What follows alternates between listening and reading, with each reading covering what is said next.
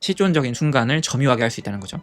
무시 행 나의 페이트장이 아니라 이제 모두의 페이트장이 된 겁니다. 마키마가 존예인 거랑 레제가 존예인 거랑은 달라요. 마키마와 레제가 전투 장면에서 팔다리가 잘려도 걔네들이 미녀라는 사실은 손상되지 않아요. 자유의 개념 무엇일까? 덴지와 포치타가 들어있는 문에 대해서 먼저 기억을 좀 해보세요. 덴지군 절대 그 문을 열지마. 증상처럼 그렇게 사는 거예요.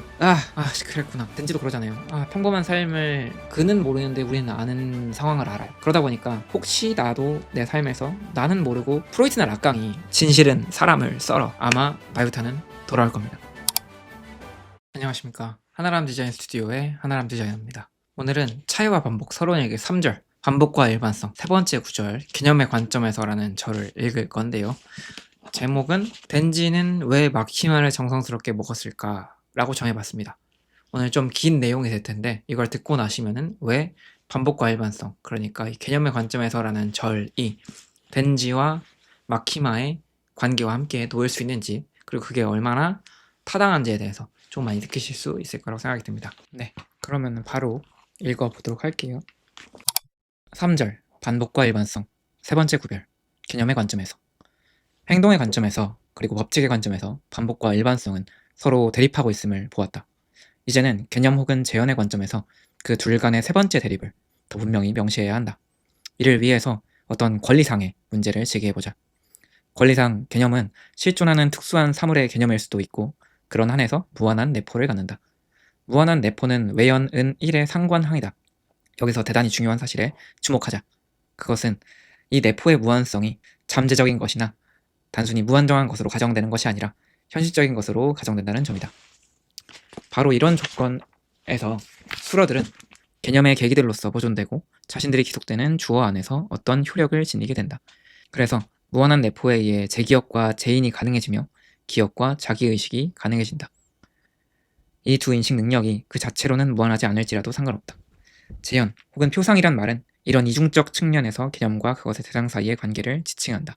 다시 말해 그것은 기억과 자기의식 안에서 실현되는 양자 간의 관계를 가리킨다. 앞선 영상들에서 행동이나 법칙의 차원에서 참된 반복과 일반성의 반복이 어떻게 충돌하는지를 저희가 쭉 보아왔죠. 1절과 2절을 통해서. 이제 여기 3절에서는 우리가 대상을 머릿속에서 떠올리고 인식하는 방식, 개념의 관점에서, 개념이라는 것이 그런 거잖아요. 퍼올려서 위에를 딱 깎아내고 모양에 맞춰서 우리가 머릿속에 딱 발생시키는 거죠. 그런 개념의 관점에서 이 반복이라는 거, 참된 반복과 일반성의 반복, 이 두 가지가 어떻게 대립하는지 좀 명확하게 따져봐야 한다고 운을 떼고 있습니다. 권리상 문제를 제기해보자고 하는데 이건 말 그대로 일상에서 그렇게 할 권리를 어디로부터 부여받았는지에 대해서 되물어보자는 겁니다. 성경에서 예수님이 나와가지고 활동들을 하시니까 율법학자들이나 이런 사람들이 정확하지는 않지만 너가 그렇게 행동할 권리를, 그렇게 말할 권리를 누가 주었느냐라고 했을 때 예수님께서 하나님께 받았다 이렇게 얘기를 하잖아요. 그런 권리랑 같은 맥락입니다. 반복이 이런 개념으로 쓰인다고 할 때에 그 권리를 어디로부터 부여를 받았는가에 대해서 한번 살펴나가보자라는 거고요. 어떤 개념이 세상에 딱 실존하는 특수한 사물만을 완벽하게 설명해내는 그 사물을 위한 전용 설명서가 될 수도 있습니다. 그 개념이요. 그 사물이 가진 아주 미세한 성질, 특징들, 이게 곧 내포라고 하는데요. 그 내포들을 무한히 좀 적어내려 간다면 그 완벽한 설명서에 맞춰서 딱 들어맞는 실제 대상은 딱 하나만 있겠죠. 무한히 적어 내려갔으니까요. 무한한 내포는 외어는 1의 상관항이다라고 하는데, 상관항이라는 것이 한쪽 항이 어떤 식이 있으면은 반대쪽에 꼭 나오는, 한쪽 항이 어떤 해가 있으면은 반대쪽에 꼭 나올 수밖에 없는, 그러니까 쉽게 따지면은 약수 같은 거라고 생각하시면 돼요. 그런 건데 하나의 무한한 내포라는 것이 있다면 항상 그 반대쪽에는 오직 하나의 외연만 있다는 겁니다. 왜냐하면 요게 무한히 설명을 하다 보면은 그 설명에 들어맞는 대상은 하나밖에 있을 수가 없다는 거예요. 그래서 이제 무한한 내포가 있다면 반대편 항에는 하나의 외연이 온다라고 이제 당연한 얘기를 해주는 거고요. 사물이 가진 이 내포들은 결국에는 방정식에서 조건항을 무한히 추가해 나간다는 거랑 같습니다. 조건이 무한정하게 정교해지면 결국에는 반대쪽에는 단 하나의 해만 남는다라고 이제 이야기를 하는 것이죠. 그래서 이렇게 완벽한 설명서가 있다면 그 완벽한 설명에 맞는 대상은 하나뿐이다 라는 게 라이프니츠가 그렇게 말했다라고 한 이제 부분입니다.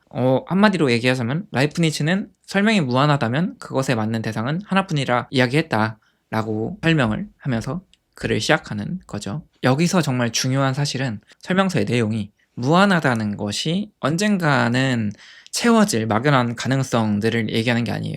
뭐 이렇게 쭈쭈쭈 얘기가 나오겠지라고 하는 그런 가능성의 차원이 아니라 사물 속에 이미 실제로 그 꽉 차 있는 현실적인 데이터가 있다라고 하는 걸 가정한다는 거거든요.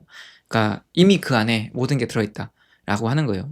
우리가 두 가지 사물을 보고 이건 어제 본 사과고 저건 오늘 산 사과네라고 이제 확실히 구별, 그러니까 재인을 할 수 있다면 두 사물 사이에 아주 미세한 차이까지 알고 있어야 돼요. 만약에 설명서가 대충 적혀 있다면, 그러니까 내포가 유한하다면 어제 사과랑 오늘 사과는 그냥 빨간 사과로 똑같이 퉁쳐질 뿐입니다. 설명이 무한해야지만 헷갈림 없이 바로 그거다, 바로 그놈이다, 아 요놈이다 라고 확신할 수 있는 근거가 생기는 거죠. 최강록 셰프님이랑 뭐 정호영 셰프님이 똑같이 조리지만 둘을 구별할 수 있는 분명히 다른 어떤 문장들이 있을 겁니다. 들레즈는 요런 그렇게 구별할 수 있는 상태를 재인 가능해진 상태라고 합니다. 구별이 가능하다는 건 곧 재인이 가능해진 상태인 거죠. 근데 여기서 나오는 재기억과 재인이라고 하는데 방금 재인을 설명해 드렸었고 재기억, 그러니까 요거는 상기거든요. 상기라고 하는 거, 재기억이라고 하는 거는 단순히 과거를 떠올리는 게 아니라 과거의 그 대상을 지금의 대상과 대조할 수 있을 만큼 생생하게 그대로 보존하는 겁니다. 순간이동 우리가 어렸을 때 상상했을 때 데이터로 전송하잖아요, 우리의 몸을. 근데 데이터가 하나라도 빠지면은 막 팔이 없이 가고 막 되게 이상하게 가잖아요. 어디 막 벽 사이에 껴있고 그런 식으로 되는데 정말로 100% 모든 원자 단위 하나, 기억 단위 하나까지 생생하게 그것들을 이제 리콜할 수 있는 거, 토탈 리콜처럼 생각하시면 돼요. 사물의 모든 특징, 아까 얘기했던 내포 혹은 언어학적으로 보면은 수러죠. 주어를 수식하는 수러. 그 수러의 개념이 완벽하게 보존되어 있다면 우리의 의식은 그 데이터를 주소록처럼 활용해가지고 과거의 대상을 완벽한 형태로 오늘 지금 이 순간에 불러올 수 있습니다. 지금 이 순간, 실존적인 순간을 점유하게 할 수 있다는 거죠. 정보가 하나라도 빠져 있다면 그거는 진짜 그 대상을 떠올린 게 아니라 비슷한 이미지, 유사한 이미지를 떠올린 것일 뿐이죠. 들레즈가 무한한 정보만이 진정한 기억을 가능하게 한다라고 이제 여기 쓰고 있는데 나는 나다라고 느끼는 자기의식도 내가 겪는 무수한 사건들을 하나도 놓치지 않고 나의 역사로 이제 연결시킬 수 있을 때, 연결고리가 되게 들레즈에겐 중요해요. 그 연결시킬 수 있을 때 의식이라는 것도 생기는 겁니다. 흉적인 다발로 묶여져 있는 의식이라는 것이 있는데 또 다발로 묶여져 있다는 것 자체가 계속 연쇄고리로 연결이 됐다는 거거든요. 누락 없이. 만약에 누락이 있으면 내 밖에 있는 거겠죠. 의식 바깥에 있는 거. 그렇게 듬성듬성하게 내 삶의 정보들이 있다면, 나의 의식 안에 연결되어 있다면 나는 그 과거와 지금의 나를 연결할 근거를 잃어버립니다. 저도 까먹은 게 되게 많거든요. 지금 나이를 올해로 33, 친구들 34이니까 이제 나이를 먹을 만큼 먹었는데 20대 때 만났던 사람들, 되게 고마웠던 사람들의 이름과 얼굴도 기억이 안 나는 사람도 있어요. 그러면 그때 그들한테 받았던 영향들과 지금의 나는 연결할 근거가 사라지는 거예요. 되게 안타까운 일이죠. 하여간 따라서 사물, 그리고 나 자신도 포함하고 그런 사물이나 나 자신의 데이터가 현실적으로 무한하게 존재해야만 그 단일한 하나의 대상이 근거를 얻을 수 있다면 우리는 그 정보들을 끈으로 엮어가지고 나라는 의식과 기억이라는 체계를 유지하게 될 수밖에 없다는 겁니다. 따라서 데이터가 무한해야만 특정할 수 있다는 겁니다. 데이터가 무한하게 연결되어 있어야만 나라는 의식도 있고 기억이라는 것도 있다는 겁니다. 그러니까 두 가지였죠. 구분을 위해서는 내포가 무한해야 한다. 그리고 내포가 무한해야지만 우리는 어떤 것들을 끈으로 엮어서 단일한 대상, 그거를 유지할 수가 있다. 그게 끊어진다면 나라는 거가 흩어지겠죠. 여기서 통속화된 라이프니츠주의의 원리들을 생각할 수 있다. 어떤 차이의 원리에 따르면 모든 규정은 마지막 심급에 이르러서는 개념적 규정이거나 한 개념이 현실적으로 갖는 내포의 일부이다. 어떤 충족 이유율에 따르면 특수한 사물마다 오직 하나의 개념이 상응한다. 그 반대편에 서 있는 식별 불가능자들의 원리에 따르면 개념마다 오직 하나의 사물만이 상응한다. 이 원리를 전체는 차이를 개념적 차이로 풀이하거나 재현이 전개되는 과정을 매개 과정으로 풀이한다.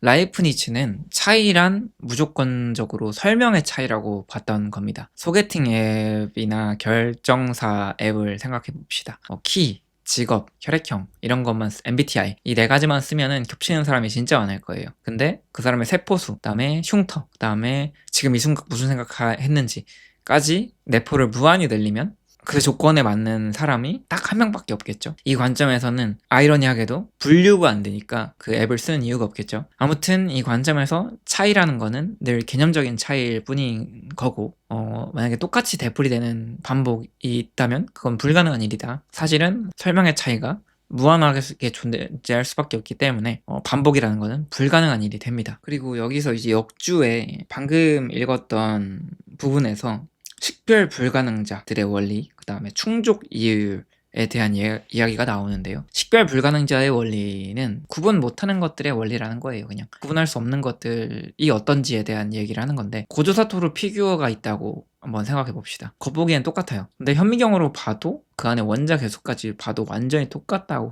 가정한다면 라이프니츠 입장에서는 그냥 하나의 고조사토루인 겁니다. 두 개가 아닌 거예요. 그러니까 서로 다른 두 존재라고 한다면 미세한 거 하나만큼이라도 차이가 있어야 한다는 겁니다. 엄청 간단하죠. 사실 그런 건 없잖아요. 그렇게 똑같다고 하더라도 왼쪽에 놓인 거 오른쪽에 놓인 거 있으면은 차이가 바로 드러나죠. 신은 복사하지 않는다. 그러니까 똑같은 걸 두 번 만드는 낭비를 하지 않는다 라고 이렇게 얘기를 합니다. 그래서 방금 얘기했던 똑같은 걸 두 번 만드는 낭비를 하지 않는다 라고 하는 얘기에서 이제 충족 이유를 설명할 수 있는데, 충족 이유라는 게 말은 어렵게 돼 있는데 그냥 목적이 모든 것에 있다는 겁니다. 그러니까 대충 만드는 게 없고 굳이 신이 왜 똑같은 걸 두 개나 만들어? 라고 하는 생각인 거예요. 저도 모태신앙 출신의 신학대학교를 다녔었고 여러 가지 신앙생활들을 해왔었지만 옛날에 그런 얘기를 하죠.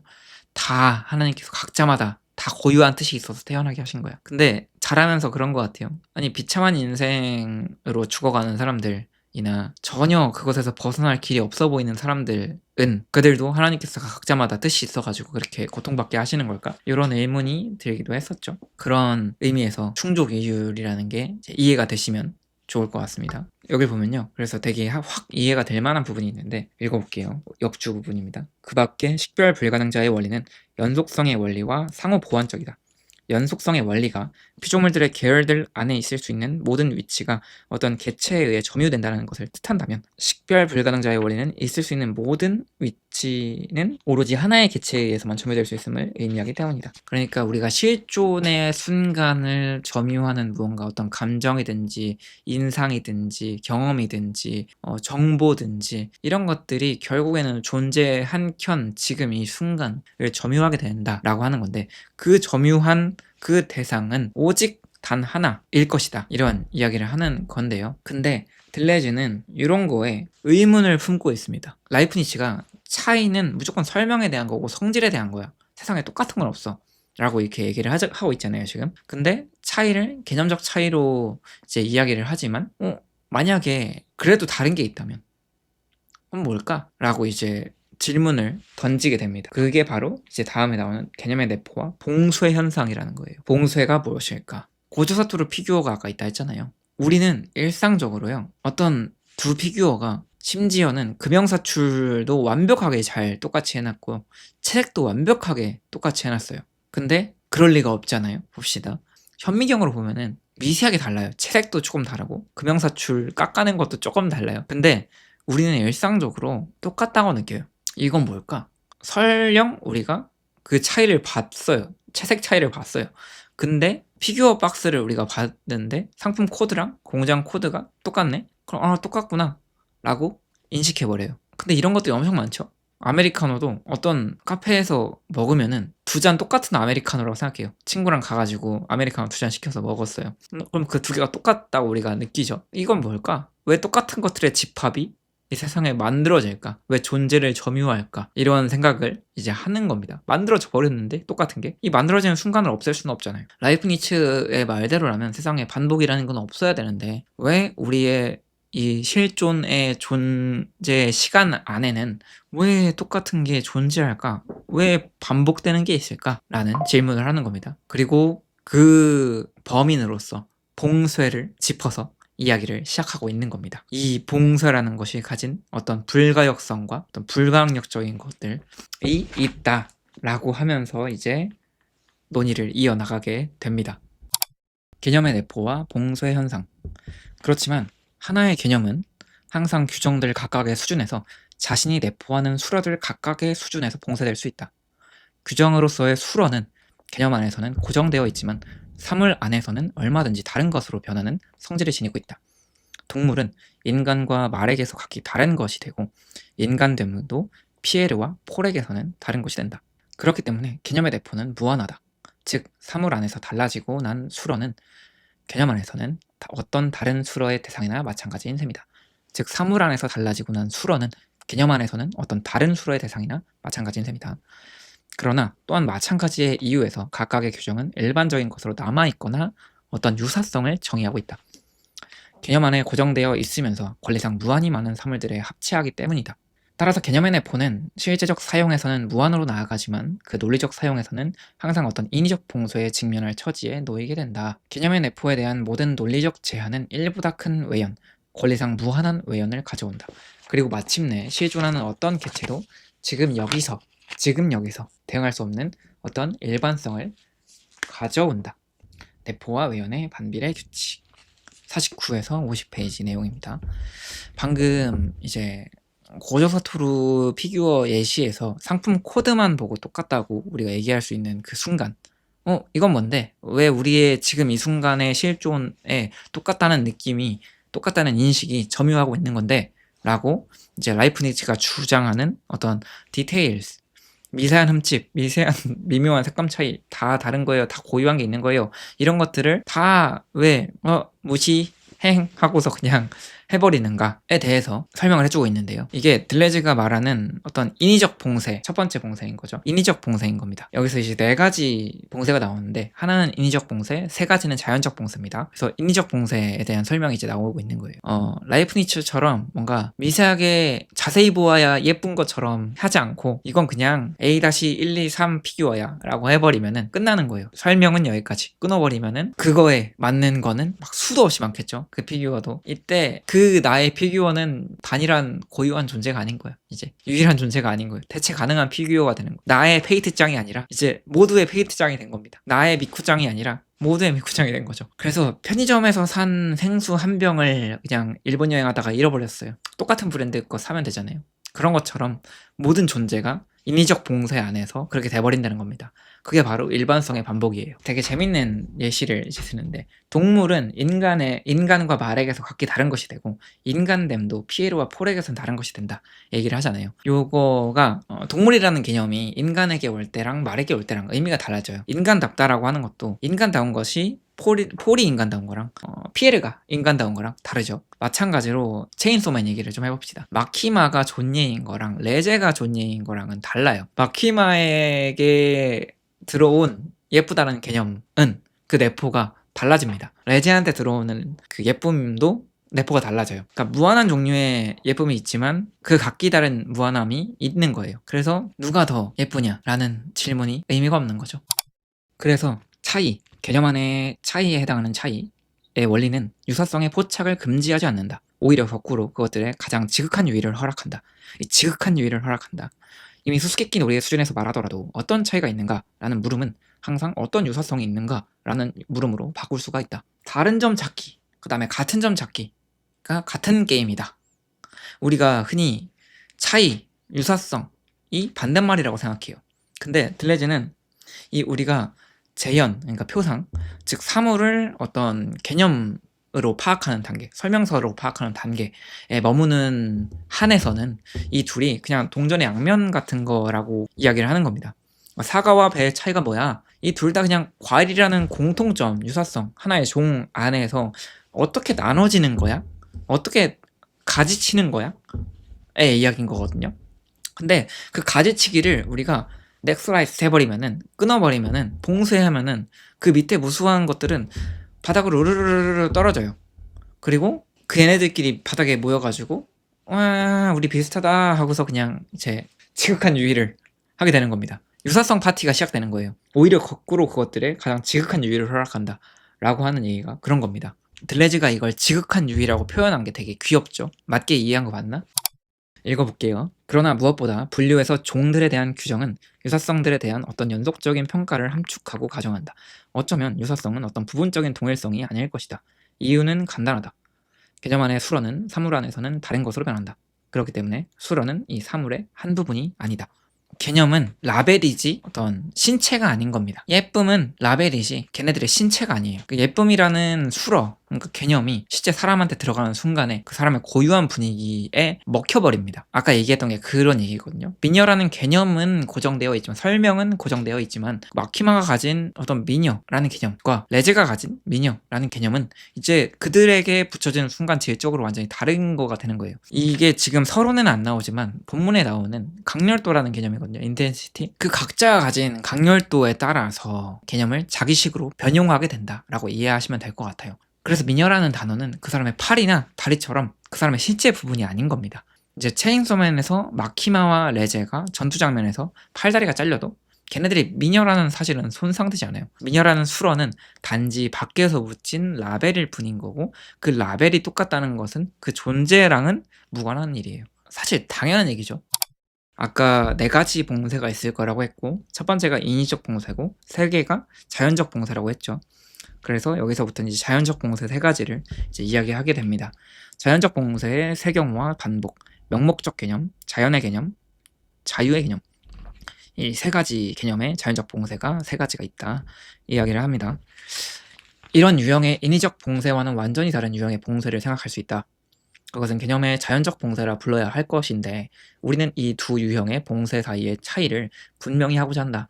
전자는 단순한 논리학을 배후로 하는 얘기지만, 방금 라이프니츠 들어서 얘기했던 것들, 후자는 이 자연적 봉쇄는 어떤 초월론적인 논리학이나 실존의 변증법을 배후로 한다. 우리의 인식 바깥에 있는 거죠. 초월론적인. 그리고 실존의 변증법을 배후로 하고요. 여기서 이제 짧게 이제 코멘트하고 넘어가자면은, 이 자연적 봉쇄라는 거가 아까 우리가 인위적 봉쇄랑은 다르게 어쩔 수 없이 일어나는 거예요. 인위적 봉쇄는 우리가 그냥 그렇게 하게 되는 거거든요. 인식적으로. 근데 문화적으로든 뭐든지 하게 되는 건데, 자연적 봉쇄라고 하는 거는 세상이 그렇게 생겨먹었기 때문에, 존재라는 게 그렇기 때문에 어쩔 수 없이 봉쇄가 일어나고야만은 어떤 자연적인 상태를, 원리를 손 놓고 바라보게 되는 원리를 우리에게 전달하고 있는 겁니다. 일단 이렇게 가정해보자. 그 내포가 유한한 국면에서 포착한 어떤 개념이 있는데, 이 개념에 시간과 공간상의 한 장소를, 다시 말해서 보통 외연은 1에 대응하는 어떤 실존을 강제로 할당한다. 그러면 하나의 종이 아무런 내포상의 증가 없이도 지금 여기의 실존으로 이행한다고 말할 수 있을 것이다. 개념에 강제로 부과된 이 외연은 1, 그리고 그 개념에 취약한 내포, 되게 취약한 내포가 원리상 요구하는 외연은 무한한 거. 내포가 취약하면은 그것에 포함되는 건 무한하겠죠. 이 둘 사이에는 분열이 있다. 그 결과는 어떤 이산적 외연이 될 것이다. 이산적 외연이 될 것이다. 부연속정이거나 연속성을 깨트리는 형태의 외연이 된다는 거죠. 다시 말해서 그것은 개념의 관점에서는 절대적으로 동일하지만 실존 안에서는 똑같은 독특성에 참여하는 어떤 개체들의 번식과도 같다. 분신들 혹은 쌍둥이들의 역설. 이 이산적 외연이라는 현상은 개념의 자연적 봉쇄를 함축하는데, 이 봉쇄는 논리적 봉쇄와는 다른 본성을 지닌다.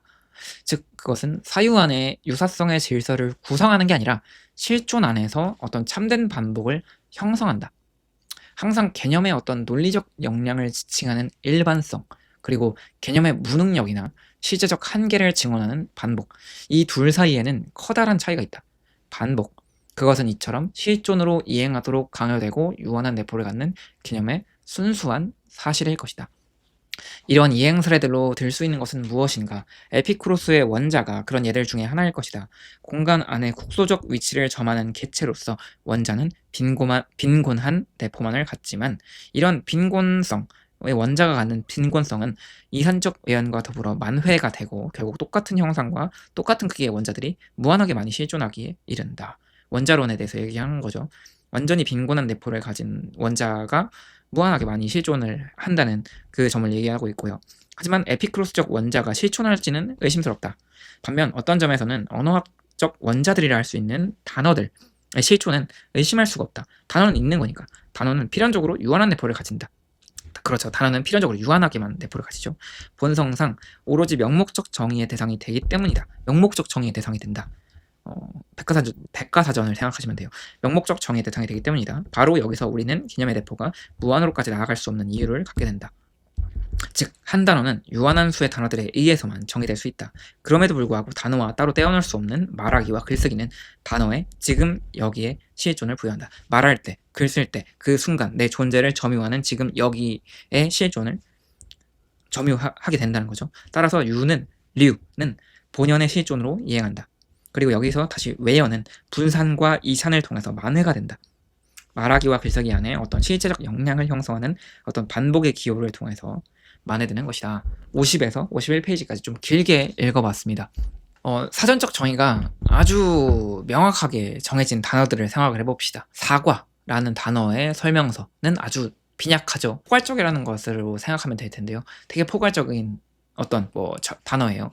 이 단어를 우리가 입 밖으로 내뱉거나 종이에 쓰는 순간, 실존에서는 지금 이 순간 이 장소에 유일하게 자리 잡은 그 단어, 그 느낌, 내가 지금 이 순간에 딱 꽂아 넣은, 점유시킨, 차지하게 만든 그런 단어가 됩니다. 박제를 시키는 겁니다. 설명서는 너무 부실해가지고, 내포는 너무 부실해가지고 수많은 곳에 쓰일 준비가 되어 있는데, 많은 것들을 포함할 준비가 되어 있는데, 실제 사용은, 실존에서는 실제 실천적으로 돌아가는 세상 안에서는 딱 그 한 번의 순간에 갇히게 된다는 겁니다. 딱 그 순간. 이 균열 때문에 왜 그게 차이가 나지? 단어는 실존에서 뚝뚝 끊어진 채로 여기저기 뿌려지게 되는 겁니다. 번식되게 되는 겁니다. 번식이라는 단어를 쓴 것도 되게 재밌어요. 직관적으로 이해되지 않는데 하여튼에 숭덩 후 뿌려져 있게 되는 겁니다. 우리가 똑같은 단어를 계속해서 말하고 쓰는 이유는 그 단어의 빈약한 정의를 실제 삶에서 반복 행동으로 이제 메꾸기 위해서예요. 되게 그 정의가 빈약하기 때문에 계속 설명하는 겁니다. 그러니까 그 고개 익힘 정도 뭐가 막 이렇게 하잖아요. 안성재 셰프가 그러한 반복적으로 얘기하는 거를 통해서 그 단어가 가지고 있는 빈약한 정의, 음식의 나의 실존을 채운 그 최강록의 음식, 나의 실존을 채운 나폴리마 피자의 음식에 대한 실존적 충격과 강렬도를 그 빈약한 정의로 채울 수 없기 때문에 계속해서 그 빈약한 정의를 통해서 반복 행동으로 그 실존을 더 메꾸고 있는 겁니다. 그래서 보면은 흑백요리사를 보면요, 맛평가가 이제는 어느 정도 진부해지고 있다고 느껴졌어요. 저는 언어가 이제는 그냥 표현, 표정, 맥락 이런 것들로 드러내야 되는 시기가 왔었죠, 이번에. 그래서 되게 심사위원들이 도구가 많겠다라고 생각을 좀 했습니다. 여기서 던져야 하는 물음은 이런 것이다. 이산적 외연이나 유한한 내포 외에 또 다른 자연적 봉사들이 있는 것일까? 무한정한 내포를 갖는 개념을 상상해보자. 가정해보자. 이 내포가 아무리 멀리까지 진행될 수 있다 하더라도 항상 이 개념은 서로 완전히 동일한 어떤 대상들을 포섭한다고 간주될 수 있을 것이다. 이때 우리는 한 개념이 자신의 내포를 무한정 확장해 나가면서도 그 자체가 언제나 무한정한 복수의 대상을 포섭할 수 있는 경우와 마주한 셈이다. 이는 내포가 현실적으로 무한한 경우와 반대가 되는데, 이때는 개념이 그것의 대상을 권리상 여타의 모든 다른 대상과 구별하는데 충분하기 때문이다. 개념이 그렇게 충분하기 때문이다. 이번 경우 개념은 여전히 구별 가능한 대상들에 대해서 무한정으로 같은 것이다. 그러므로 우리는 이 대상들 사이에 비개념적 차이들이 현존한다는 사실을 인정해야 한다. 한편으로는 단지 무한정한 종별화로 나아가는 어떤 개념들이, 다른 한편으로는 순수하게 시공간적이거나 대립적인 어떤 비개념적 규정들이 있는 것이다. 이 둘 사이의 상관관계, 대칭적 대상들의 역설을 가장 멋지게 지적했던 사람은 칸트다. 그러나 정확히 말하자면 이 규정들은 단지 반복의 형태들 뿐이다. 즉 시간과 공간은 그 자체가 어떤 반복 매체들이다. 그리고 실질적 대립은 어떤 최대의 차이가 아니라 오히려 최소의 반복이다. 그것은 자신으로 복귀하고 자신의 반향을 만들면서 둘로 반원되는 하나의 반복, 자신을 정의하는 수단을 발견한 어떤 반복이다. 따라서 반복은 개념 없는 차이로, 무한정 이어지는 개념적 차이에서 벗어나는 차이로 나타난다. 반복은 실존하는 존재자의 어떤 고유한 역량을 드러낸다. 반복은 개념을 통한 모든 종별화, 이것이 아무리 멀리까지 이어지는 종별화라고 하더라도 그것에 저항하는 직관 속에 끈덕지게 실존하는 어떤 존재자의 고집을 표현한다. 존재자의 고집이라고 했죠. 이 들레즈가 하이데거는 존재에 대해서 다시 물었지만, 들레즈는 논란의 여지는 많지만 존재자에 대해서 다시 물었다 생각해요. 이 존재자, 실존하는 존재자의 고집. 칸트는 이렇게 말한다. 개념 안에서 아무리 멀리 나아간다 해도 당신은 늘 반복할 수 있다. 다시 말해서 그 개념의 복수의 대상이 적어도 두 대상이 대응하도록 만들 수 있다. 가령 오른쪽에 하나, 더한 쪽에 하나, 왼쪽에 하나, 덜한 쪽에 하나, 적극적인 쪽에 하나, 부정적인 쪽에 하나 대응하도록 만드는 것이 가능하다. 이제 우리는 요런 질문을 던져야 할 것 같아요. 단어의 뜻이 짧아서 생기는 반복 말고, 그러니까 포괄적이라서 생기는 반복 말고 또 다른 종류의 어쩔 수 없는 반복이 있을까? 자연적인 반복이 있을까? 이런 질문들을 들레주와 함께 던져야 하는 거죠. 아까랑 좀 반대로 상세하게 아주 끝이 보이지 않을 만큼의 완벽한 설명서, 무한정한 내포를 상상을 한번 해봅시다. 우리가 이 설명서가 사물의 모든 것을 구별해 줄 것이라고 기대를 하지만 아무리 상세하게 적어도 이 설명서 한 장에 똑같이 대응하는 물건이 여러 개가 튀어나오는 상황을 마주할 수밖에 없어요. 아까도 그 얘기를 쭉 했었잖아요. 라이프니츠가 꿈꾸었던 완벽한 설명서랑은 반대로 우리가 지금 보는 상황은 이제 설명이 아무리 무한하게 있을 수 있다고 하더라도 결국에는 여러 개의 물건이 그 설명 안에 놓일 수밖에 없다는 겁니다. 실존의 현상 안에서요. 이 말이 뭐냐면은 사물들 사이에는 글자나 논리나 어떤 설명과 내포나 이런 것들로는 구분질 수가 없는 어떤 차이가 실제로 존재한다는 뜻입니다. 한쪽에는 계속 상세하게 설명을 붙이려는 노력이 있고 다른 쪽에는 설명으로는 절대 담을 수 없는 어떤 실제적인 공간과 시간의 법칙들이 버티고 있는 겁니다. 이 기묘한 둘 사이의 관계, 이걸 찾아낸 사람은 사실은 칸트였다. 칸트의 오른손과 왼손 문제가 있습니다. 왼손과 오른손을 글로 이제 설명을 하면은 완벽하게 똑같아요. 엄지가 있고요. 5개고요. 엄지 옆에 검지, 검지 옆에 중지, 중지 옆에 약지, 약지 옆에 폐새끼 이렇게 있는 건 똑같잖아요. 그래서 아무리 상세하게 글로 적더라도 그게 왼쪽인지 오른쪽인지 구분할 수는 없어요. 실제로 장갑을 껴보거나 우리가 실제로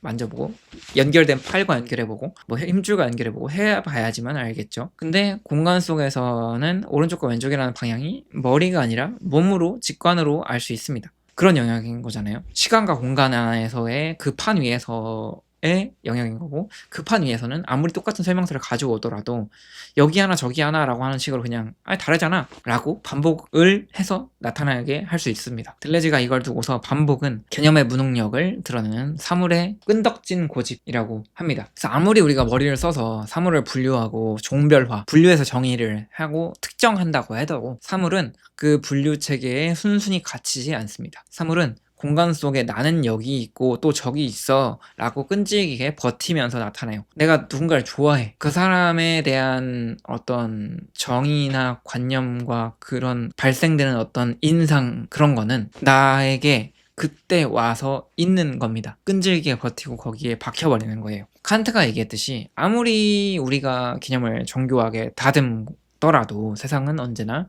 그것을 반복할 수 있다. 결국은 반복이라는 거는 머릿속에 상세한 설명, 개념적 차이 그런 것들로 되는 게 아니라 그런 것에서 빠져나와서 실제 세상에 끈덕지게 존재하려는 어떤 고유의 힘인 셈인 겁니다.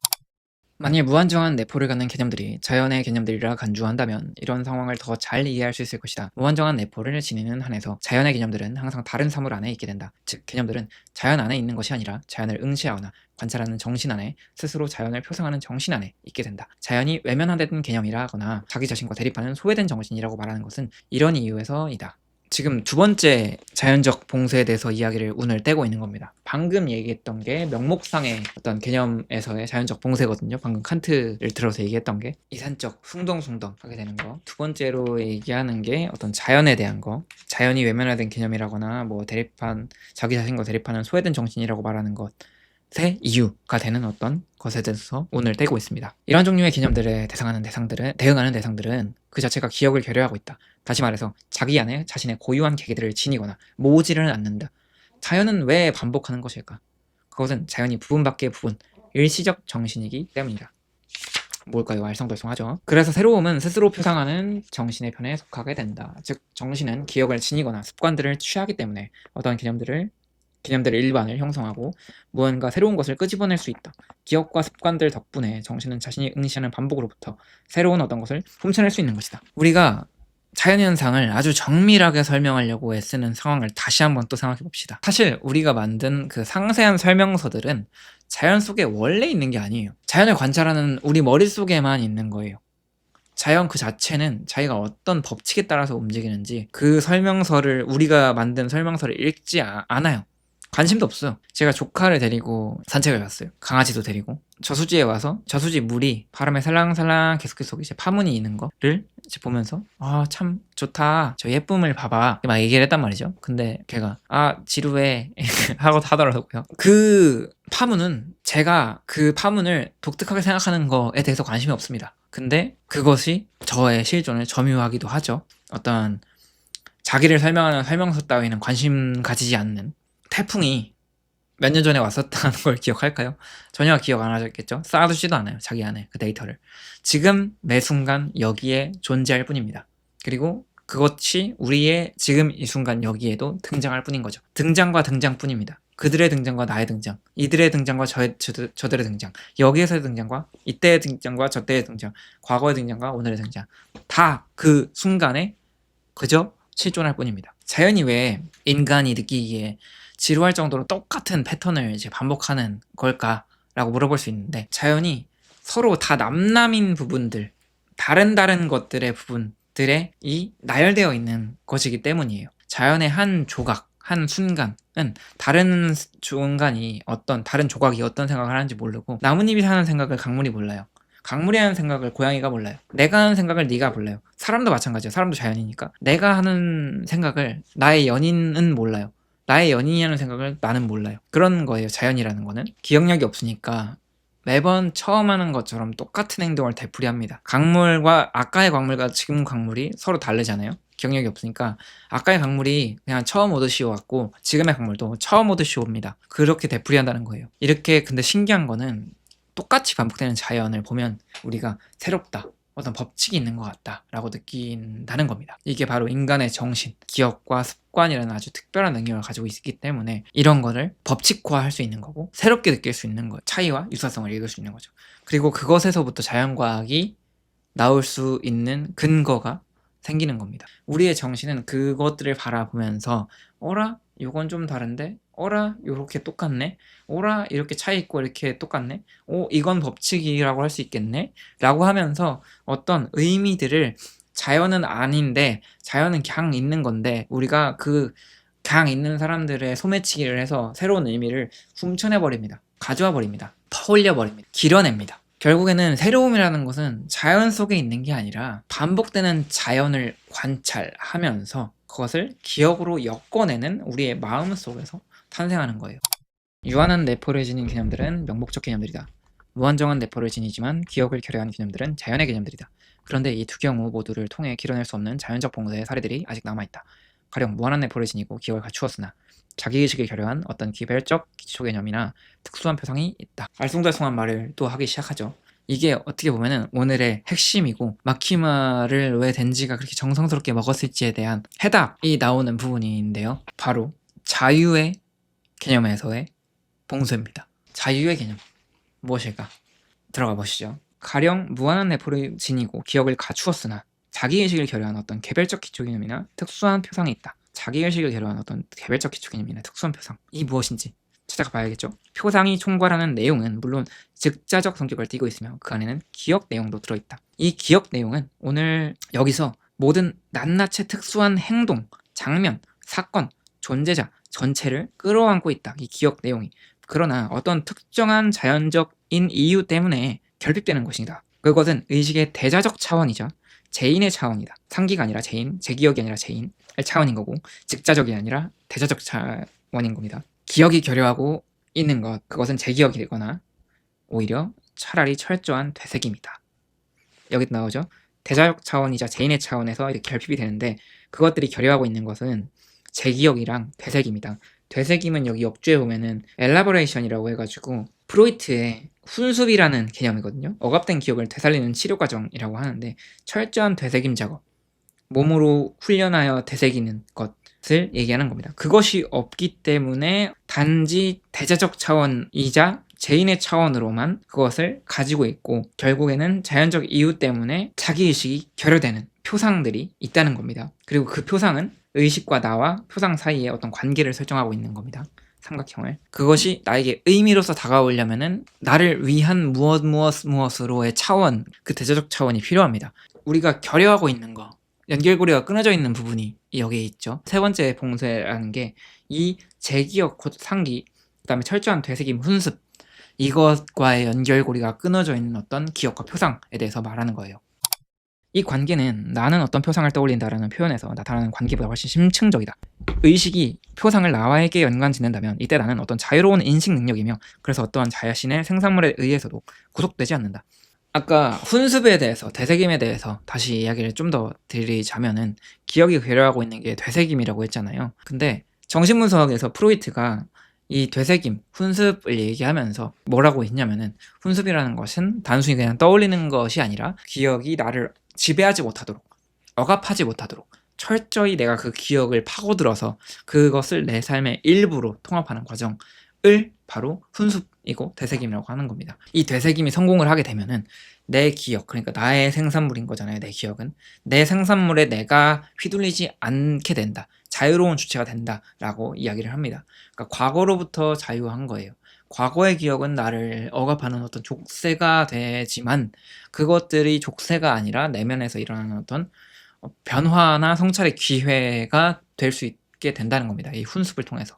덴지와 포치타가 들어있는 문에 대해서 먼저 기억을 좀 해보세요. 그리고 이어서 이것들을 하나하나씩 연결해 보아 드리겠습니다. 제가 오히려 그 자유로운 능력에 대해 각각의 생산물은 이미 사유되어 있고 과거로서 재인되어 있으며 말하자면 내감 안에서 일어나는 특정한 변화의 기회로 간주한다. 의식이 알을 결여하거나 기억 내용에 대한 철저한 되새김을 결여할 때 직자적 상태의 알은 대상의 반복에 불과하다. 알은 연기된다. 내가 내 과거를 제대로 훈습하지 못하면 그 지식이, 그 데이터가 머리로 이해되는 게 아니라 몸의 행동으로 터져 나옵니다. 이거를 여기서는 알은 연기된다라고 하거든요. 딜레이 된다고 표현합니다. 딜레이가. 이제 알이 인식으로 승화되지 못하니까 과거와 똑같은 실수를 저지르거나 똑같은 감정의 패턴을 되풀이하는 어떤 행동의 반복으로, 증상의 반복으로 나타나는 거예요. 그러니까 알지 못하기 때문에 행동으로 때우는 거, 알지 못하기 때문에 그냥 몸으로 때우는 거, 그게 바로 여기서 얘기하고자 하는 세 번째 인위적 봉쇄의 반복인 거예요. 제 친구 중에 그림 그리는 친구가 있어요. 요 그림을 그린 친구인데 이 친구가 그림을 그릴 때 그런 얘기를 하더라고요. 우리가 제대로 알지 못하는 부분을 보통 지저분한 회기나 음영으로 뭉개버리는 경향이 있다라고 이제 얘기를 했었는데, 생각해보니까 저도 그림 그릴 때 그렇더라고요. 손 같은 걸 그리다가 꺾이는 이런 부분들 어떻게 생기는지, 어떻게 그리는지 잘 몰라요. 그럴 때 그냥 선 대강 해가지고 뭉개버립니다. 알미 손까지 가지 않는 거죠. 뭉개버리는 게 바로 그런 거잖아요. 그런 디테일까지 훈련을 하는 게 그림 처음 배울 때 이미 되었어야 되는데 사실 그걸 못한 거죠. 막힌 거죠. 거기서 어떤 트라우마 같은 형태였나 봐요. 그렇게 하지 못하는 것이. 그러다 보니까 그냥 아씨 이렇게까지 하는 건 힘들어, 그냥 대충 뭉개버릴래 하고서 그냥 하게 되는 그런 느낌인 거죠. 그래서 전문적인 기술이라는 거가 사실은 그런 트라우마적인 것들을 극복하면서 몸에 기술을 장착하게 되는 과정이 아닐까라는 생각을 하게 됩니다. 다시 말해서 알은 인식되는 대신 반복되고 행동으로 옮겨진다. 반복은 여기서 자유로운 개념의 무의식, 알미나 기억의 내용의 무의식, 기억 내용의 무의식, 표상의 무의식으로 드러난다. 이런 봉쇄에 자연스러운 설명을 마련해 준 것은 프로이트였다. 그 이유는 억압과 저항에 있다. 억압과 저항에 있다. 이 억압과 저항에 의해 반복 자체는 어떤 진정한 강제, 강박이 된다. 아까 증상적이라고 얘기했었죠. 강제, 강박이 된다. 따라서 이것을 세 번째 경우의 봉쇄라고 할 수 있다. 이 경우 봉쇄는 자유의 개념들과 연관되어 있다. 또한 프로이트주의적 관점에서 보자면, 특정한 프로이트주의적 관점에서 보자면 여기서 반복과 의식, 반복과 재기억, 반복과 재인 사이에 반비례 관계의 원리를 끌어낼 수 있다. 무덤들 혹은 매장된 대상들의 역설. 즉, 더 적게 회상하고 더 적게 의식할수록 과거는 그만큼 더 많이 반복된다. 과거에 대해서 더 적게 회상할수록, 적게 의식할수록 과거의 것이 더 많이 터져나온다. 뭔 말인지 아시겠나요? 반복하지 않으려면 회상하시오. 기억을 철저히 되새기시오. 억압 때문이라는 겁니다. 엥? 갑자기 웬 억압? 이제 너무 고통스러워서 인정하기 싫어서 기억을 무의식 밑바닥에다가 눌러버리면은, 억압해 놓으면은 그 기억은 사라지는 게 아니라 오히려 우리를 조종하는 어떤 강박적인 증상으로 이제 나타나게 됩니다. 들레즈는 요거를 되게 공식으로 명쾌하게 정리를 지금 했는데 반비례 관계로 했잖아요. 기억 의식이 적을수록 반복은 강해진다. 기억 의식이 많을수록 반복은 약해진다. 기억하시오. 회상하시오. 철저히 되새기시오. 그것을 극복하고 싶다면 반복의 굴레에서 벗어나는 유일한 길은 역설적이게도 외면했던 과거를 정면으로 응시하고 철저히 되새기는 것 뿐이다 라는 겁니다. 제인 안에 자기의식은 미래의 인식 능력이나 미래의 기능으로 새로운 것의 기능으로 나타난다. 사실 유령처럼 되돌아오는 사자들이야말로 합당한 경의를 받지 못한 채 너무 빨리 너무 깊이 매장된 자들이 아닐까. 그리고 후회란 기억의 과잉을 드러낸다기보다는 기억 내용의 철저한 되새김에 대한 무능력이나 실패를 나타내는 것은 아닐까. 저는 여기서 이 미래의 악마도 보이고요, 마키마와 덴지의 관계도 보이고, 덴지의 존재 자체에 대해서도 좀 실마리가 잡힙니다.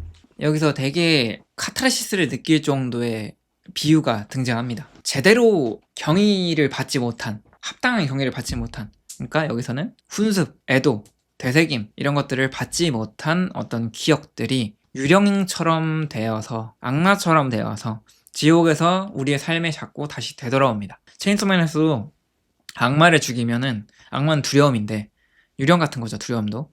악마는 두려움인데 우리를 끈질기게 따라오는 어떤 불가해한 것, 그것은 유령이고, 그런 것들의 집합체가 악마인 거고, 그 악마는, 대상에 대한 두려움, 그것은 죽이게 됐을 때도 다시 돌아옵니다. 제대로 된 합당한 경의를 받지 않는다면요, 우리가 과거를 후회하거나 두려움이 계속 지속되는 이유는 그것에 대한 기억을 너무 많이 해서가 아니라 그 기억들과 제대로 매듭짓지 못해서입니다. 화해하지 못해서예요. 거꾸로 말하자면은 과거를 정확하게 재인하고, 과거를 정확하게 되새김하고, 과거를 정확하게 훈습하고 소화했을 때, 그랬을 때 자기의식이 과거에 끌려다니지 않게 됩니다. 과거의 자리에 온전히 놓아주고 화해하고 인정하고 그 실존을 점유하는 것으로 그대로 둠으로써, 숨기지 않음으로써, 억압하지 않음으로써 새로운 미래를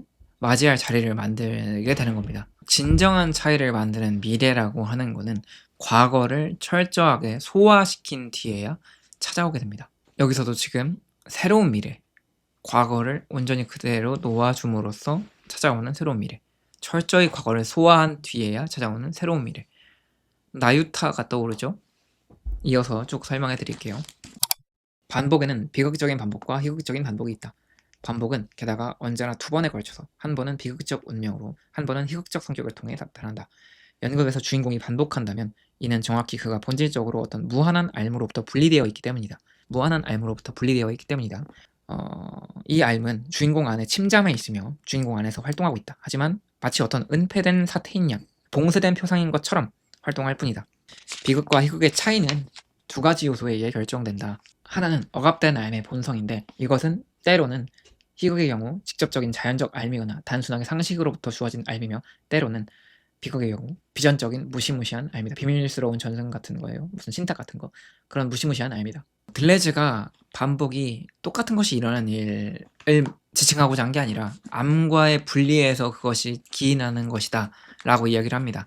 반복이란 암과의 분리다. 암이 연기되어서 그 간극에서 나오는 어떤 것이다. 무대 위에서 왜 주인공이 항상 같은 실수를 반복할까요? 오이디푸스를 한번 생각해 봅시다. 분명히 오이디푸스를 둘러싼 어떤 운명, 진실, 알은 이미 정해져 있어요. 근데 주인공은 몰라요. 그랬기 때문에 실수를 반복하죠. 알미라고 하는 거, 진실이라고 하는 거가 주인공의 무의식 속에 잠겨서 봉쇄되어서 그의 행동을 조종하게 되지만, 주인공은 자신이 그것들을 깨닫지 못해요. 그렇기 때문에 행동으로 깨닫지 못한 증거를 내보이면서 반복하게 되는 겁니다. 그래서 이것이 이때 발생하는 게 어떤 연극적 구조로서의 자유의 개념에서의 인지적 봉쇄인 거예요.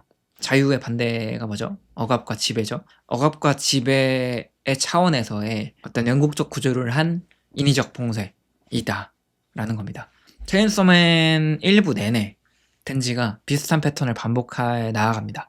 이용당하고 막 배신당하고, 그러면서도 막 평범한 삶을 꿈꾸거나, 여성의 유혹들, 그 체인소맨 역캐들이 쩌는 이유라는 영상 그 검색해서 보시면 되게 도움될 겁니다. 그런데 그런 여성의 유혹 같은 것들을 이제 믿기를 뭅니다. 덴지 안에는 이미 세상에는 공짜 같은 건 없다라는 걸 아버지의 빚을 갚으면서 깨닫게 이미 기억하고 있고요.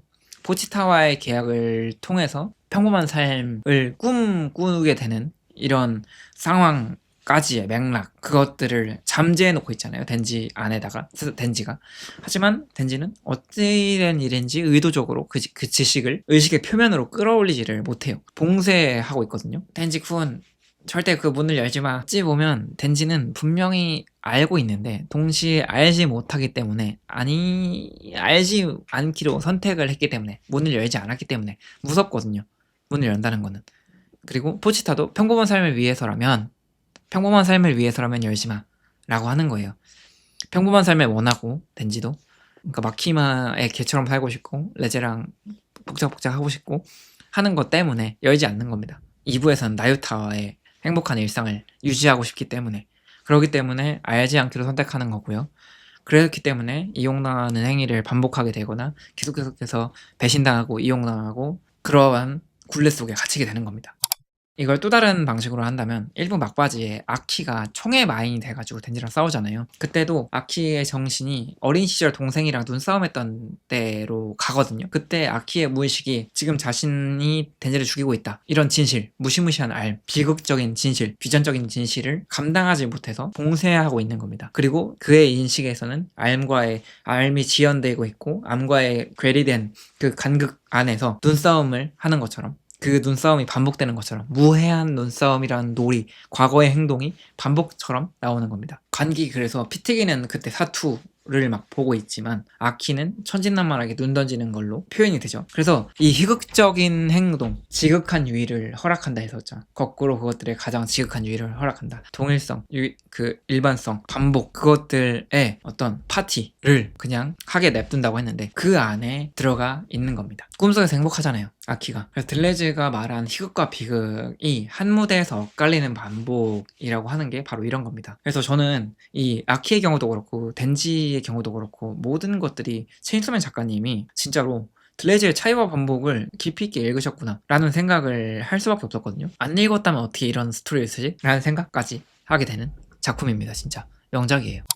이제 3절에 거의 막바지로 나아가고 있는데요. 읽어볼게요. 비극과 희극의 차이는 두 가지 요소에 결정된다. 하나는 억압된 알미의 본성인데 이것은 때로는 희극의 경우 직접적인 자연적 알미거나 단순하게 상식으로부터 주어진 알미며 때로는 비극의 경우 비전적인 무시무시한 알미다. 다른 하나는 등장인물이 알무로부터 배제되는 방식, 그가 자신이 안다는 사실을 알지 못하는 방식이다. 연극의 현장에서 제기되는 실천적 문제의 일반은 다음과 같은 점에서 기인한다. 먼저 자각되지 않는 이 알미 상연되어야 하되 무대 전체를 장악하고 희곡의 모든 부분들을 관료하며 자신 안의 자연과 정신의 모든 영역을 포용해야 한다. 만약에 오이디푸스를 연극으로 상영한다면 분명히 그 배우는 알겠죠? 신탁이 있는 거를, 비극적인 인물이라는 거를. 근데 그것들을 모르는 양 이 자연과 정신의 모든 들이치는 그 에너지들을 스스로 받은 것처럼 포용하면서 무대 전체를 장악해야 한다는 겁니다. 이종범 교수가 이야기하는 부분이 있죠. 주인공은 모르는데 우리는 안다. 이 부분이 되게 카타르시스를 주잖아요. 이야기를 쓸 때. 그런 이야기를 하는 겁니다. 그리고 아까 여기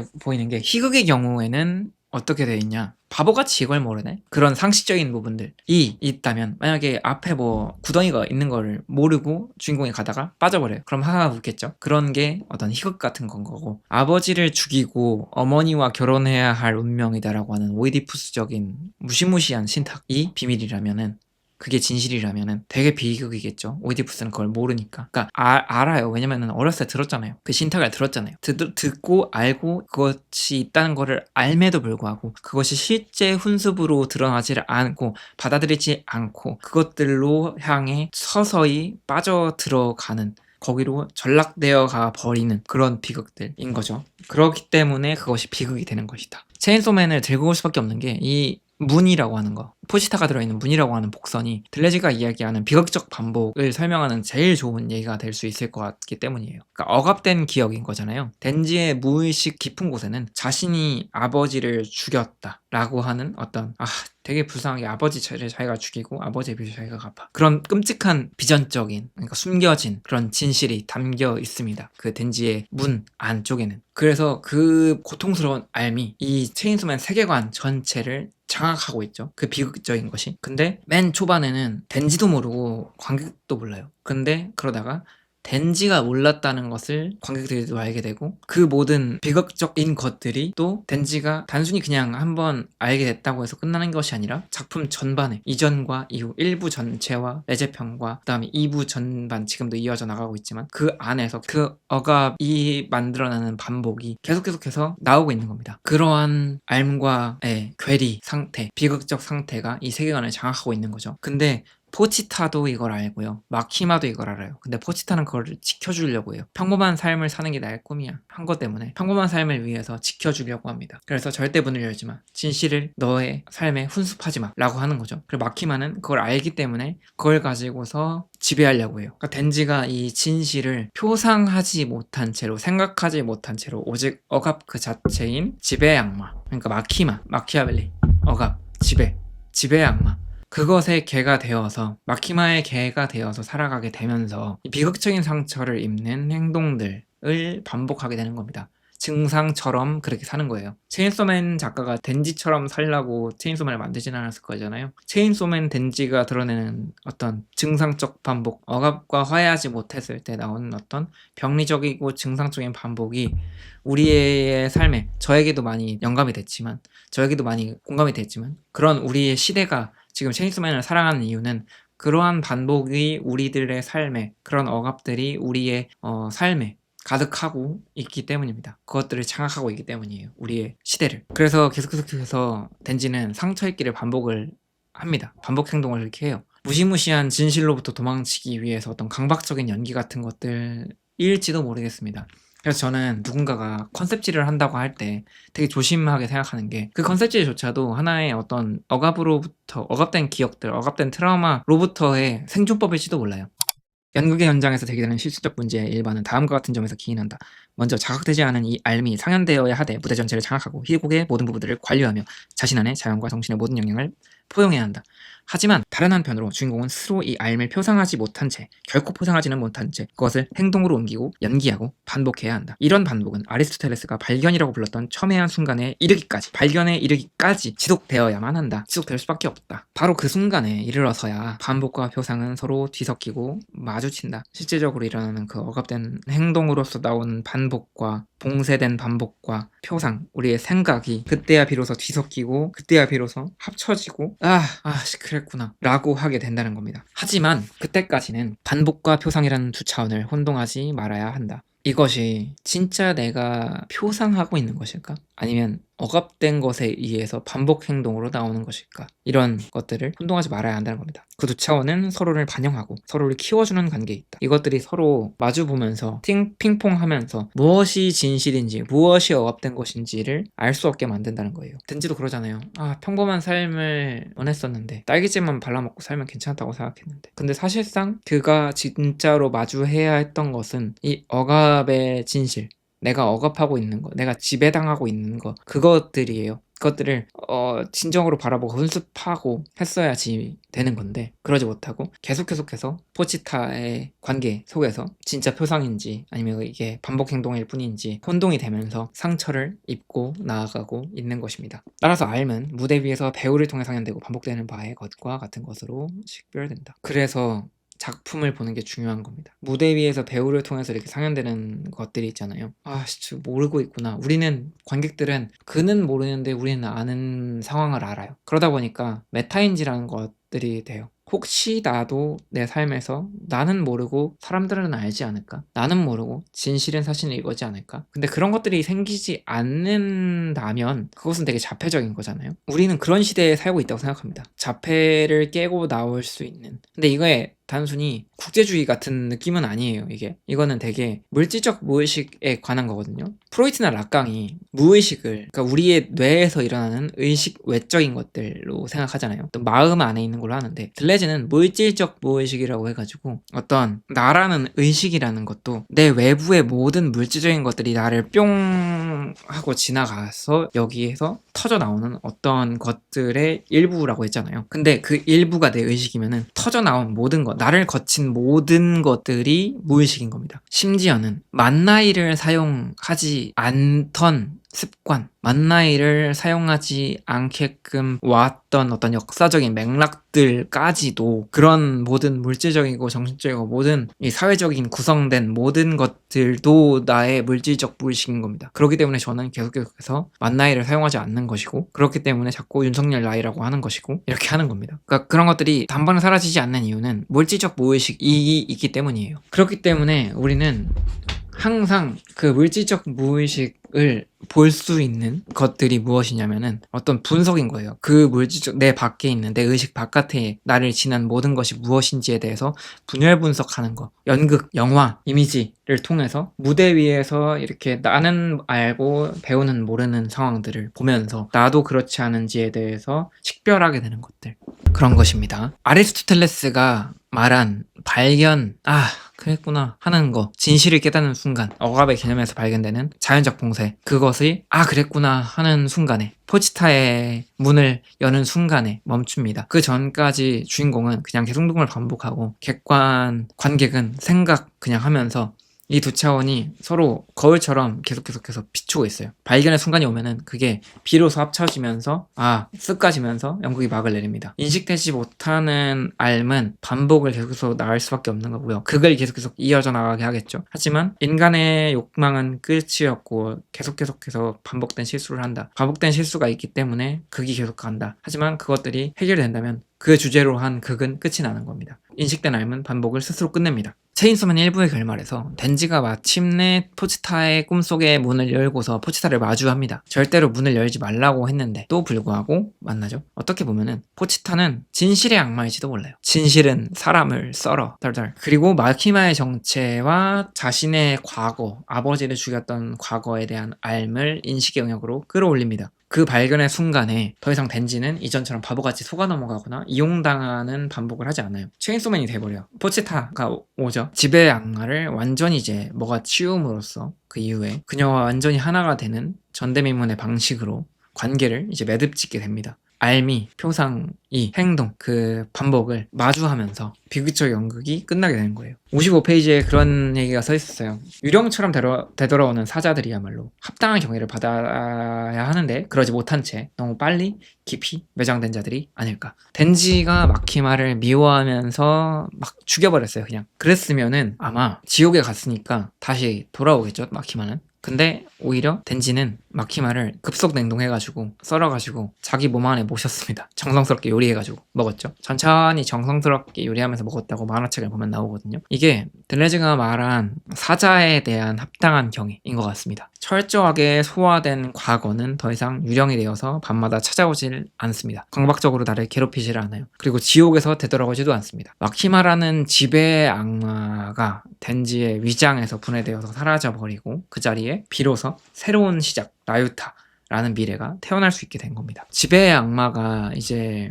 완전히 새로운 존재로 나타난 거잖아요. 마키마는 이제 안 나오잖아요. 그렇게 생긴 마키마는 이제 안 나오고 그런 말투 쓰는 마키마는 절대 안 나와요. 나유타라는 완전하게 새로운 시작이 나온 겁니다. 근데 지금 나유타 죽었죠.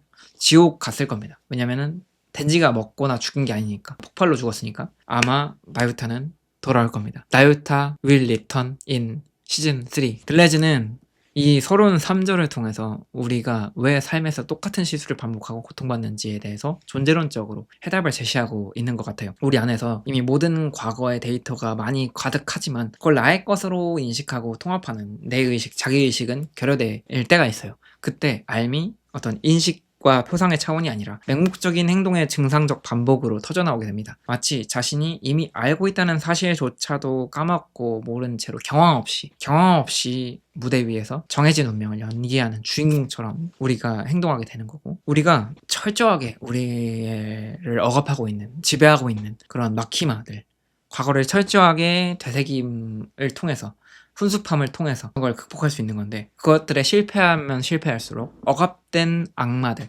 억압된 기억들, 억압된 두려움들, 억압된 반복들이 계속해서 지옥에서 살아서 돌아오면서 결국에는 나의 삶의 주권까지도 빼앗기게 되고 상처를 입게 되고 강박적인 반복의 굴레 안에서 고통받게 되는 겁니다. 결국에는 반복의 사슬을 끊어내고 진정한 차이를 생성하는 미래로, 나유타의 미래로 나아가는 유일한 길은 나를 억압하던 과거, 우리 모두의 마키마, 나를 지배하는 것, 억압, 이것을 외면하지 않고 기꺼이 자신의 일부로 먹어서 소화해내는 용기에 있는 것 같습니다. 고통스러운 진실을 성급하게 매장해버리고 치워버리고 한다면 지옥에서 똑같은 모습으로 되돌아올 뿐입니다. 그렇게 하는 대신 정성스럽게 요리해서, 나를 억압하는 것들을 정성스럽게 요리해서 내 삶의 양분으로 통합하는 훈습을 해낼 때 비로소 나의 의식이 과거를 넘어서서 새로운 미래의 기능으로 작동하기 시작할 겁니다. 우리가 가진 모든 트라우마, 정병들 있잖아요. 그것들을 직시하고 그것들을 소화해서 나의 새로운 미래를 위한 기능으로 작동시켰으면 좋겠습니다. 이번 강독이 여러분들의 내면에 잠든 어떤 것들, 그런 것들, 억압들, 마키마들을 완전하게 새롭게 요리해서 정성스럽게 경의를 표해서 화해하면서 맛있게 드셔서 자유로운 창조의 원동력으로 바꾸셨으면, 그렇게 바꾸는 계기가 되었으면 좋겠습니다. 차이와 반복 서론 3절, 덴지는 왜 마키마를 정성스럽게 먹었을까를 마치도록 하겠습니다. 지금까지 세계를 철학의 언어로 다시 읽는 디자이너 하나람이었습니다. 감사합니다.